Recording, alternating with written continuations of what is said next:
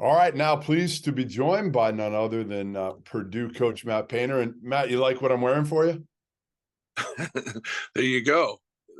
They got a good win. They got a good win, so you got to support. Hey, the best part still is, and I told my daughter, Talia, this, who's a freshman in Indiana, and I think you even talked to her about it. Like everybody in your family, I said, you got to get Painter on your podcast because she does an Indiana kind of podcast now. You got to get him on because everybody in his family went to Indiana. He was a big Indiana fan, all of this. And now you kind of have to hate him. You have to kind of hate him. Yeah.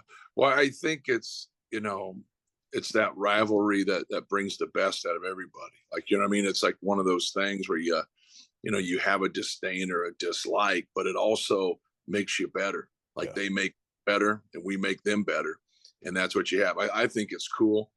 Like I was disappointed the Crossroads Classic went away.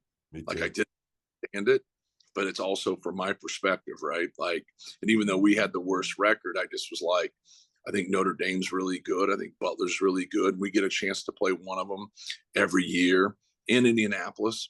And I just didn't understand that going away because you want those kind of atmospheres, just like the PK 85.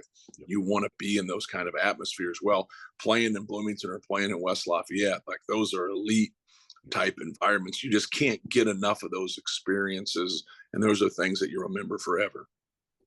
So I broke my rule this year.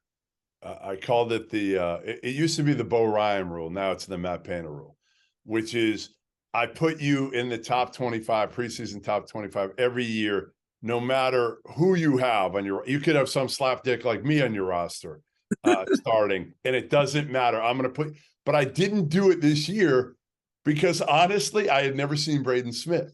And I'm like, I'm all about point guard play. Like if you don't have a good point guard, I just don't think you can go very far. And you were telling me you like Braden Smith, you liked him, but I'm sitting there also thinking this kid has barely played in the last 2 years. He's out all summer.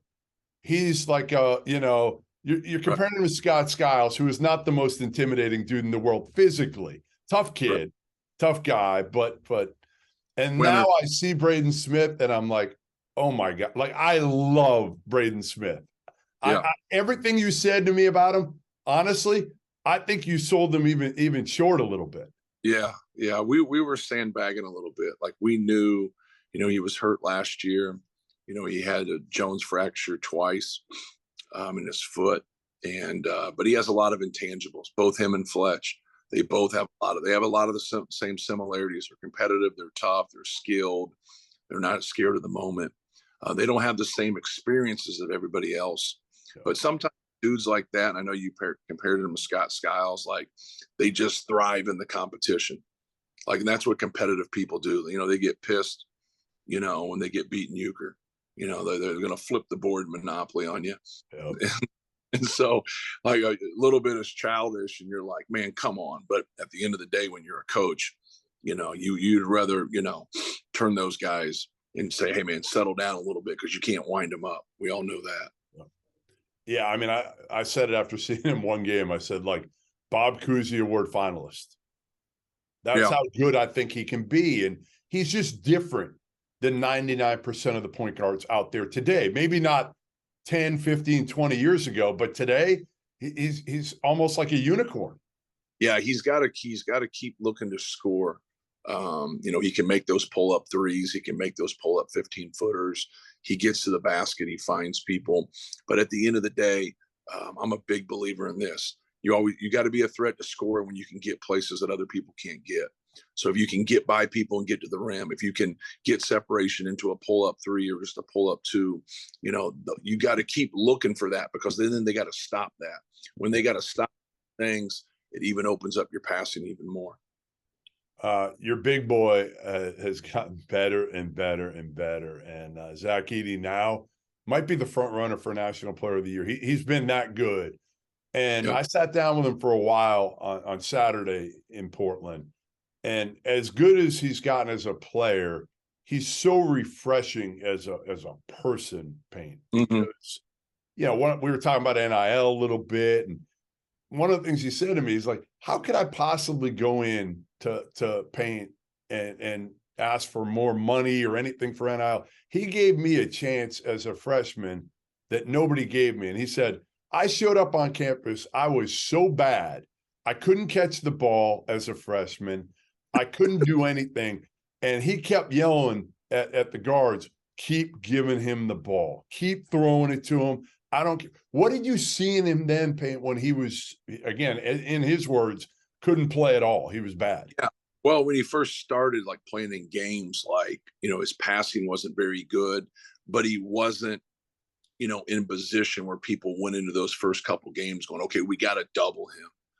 He was kind of an unknown. So he got some dunks. He got, some scores around the basket. They started doubling him and collapsing him. So he was getting those offensive fouls, bad passes. That's where he's really improved. He has a routine to his workouts, but his passing has really helped. And now it gives him confidence because he can pause and take his time and just kind of see what the defense is giving him. But, kind of a breath of fresh air. He doesn't come with a lot of the crap that other people come with from a recruiting standpoint. And it's not actually recruiting. It's kind of like what just kind of subtly soaks in when you're really good as a 13, 14-year-old.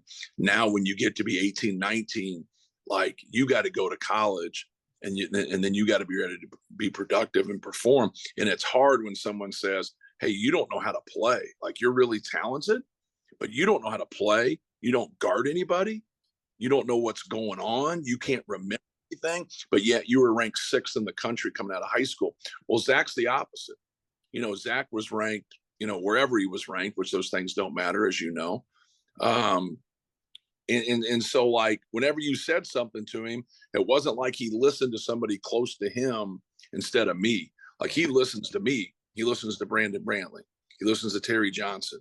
He listens to Paula. He listens to you, and he'll have things to say, but he's taken in what you're giving. He also has an easier task in what he does. He runs down, might set a ball screen and dive.